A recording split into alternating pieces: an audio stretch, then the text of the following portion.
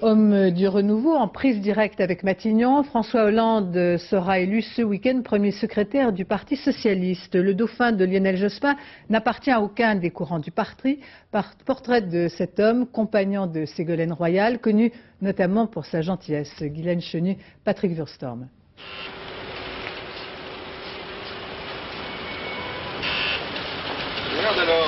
Difficile d'ouvrir les portes du Parti socialiste, même pour un premier secrétaire. Il rêvait d'être ministre, mais c'est ce fauteuil que lui a réservé Lionel Jospin, le sien, celui de patron des socialistes. Un peu malgré lui, François Hollande veille donc sur le parti, même s'il n'en a pas toutes les clés. Dans un bureau voisin, c'est un fidèle de Jospin, Jean-Christophe Cambadélis, qui verrouille dans le moindre détail l'appareil socialiste. Que les cartes sont au 31 décembre 1996. Avec François Hollande au PS, ni coup de gueule ni effet de manche, c'est l'assurance d'une gestion en douceur. Même s'il n'est pas du premier cercle, il est essentiel dans le dispositif Jospin. Chaque mardi matin, il petit déjeune à Matignon. Il y a un rapport qui est un rapport loyal, mais qui n'est pas un rapport de soumission. Chacun doit exister, chacun doit jouer son rôle.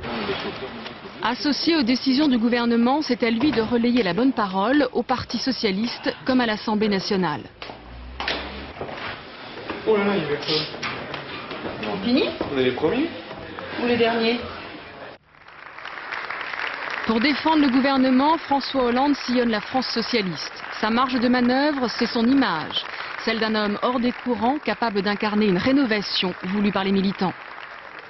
Ils attendent beaucoup, qu'on soit peut-être plus ardent encore sur la limitation du cumul des mandats, ça c'est vrai, sur la parité, sur le rajeunissement du parti, tout ça est vrai. Ça va ? Gérer le parti au pouvoir, la tâche est délicate et parfois ingrate, d'autant que les poids lourds sont tous au gouvernement. Reste à préparer l'avenir. Si ce gouvernement réussit, si on parvient à mobiliser beaucoup plus que les socialistes derrière ce gouvernement, alors l'élection présidentielle, elle ira, j'allais dire, d'elle-même pour le résultat.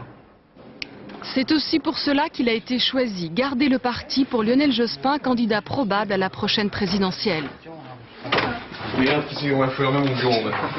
Veiller sur le parti en sachant que c'est le vrai chef qui dispose de toutes les clés.